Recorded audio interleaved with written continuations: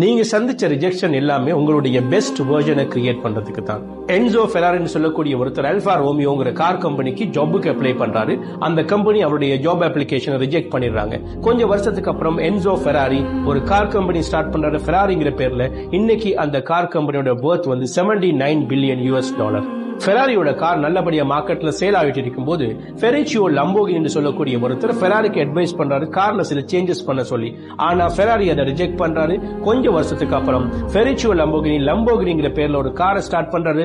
இன்னைக்கு அந்த car one of the iconic sports car in the world. பகானின்னு சொல்லக்கூடிய ஒரு எம்ப்ளாயி லம்போகினி கிட்ட ஒர்க் பண்ணிட்டு இருக்கும்போது லம்போகினிக்கு அட்வைஸ் பண்றாரு, நம்மளுடைய கார் கம்பெனில ஃபுல் கார்பன் ஃபைபரை கொண்டு ஒரு கார் லைட் வெயிட்ல கிரியேட் பண்ணுவோம் அப்படின்னு.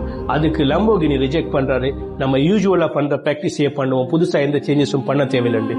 கொஞ்ச நாளைக்கு அப்புறம் பகானி அந்த கம்பெனில இருந்து ரிசைன் பண்ணி வெளியில போயிட்டு அவர் ஒரு கார் கம்பெனி கிரியேட் பண்றாரு, பகானி ஆட்டோமேட்டிவ். இந்த உலகம் பார்த்த மிகச்சிறந்த ஒரு ஹைப்பர் கார் கம்பெனி இன்னைக்கு பகானி கிரியேட் பண்ண கார் தான்.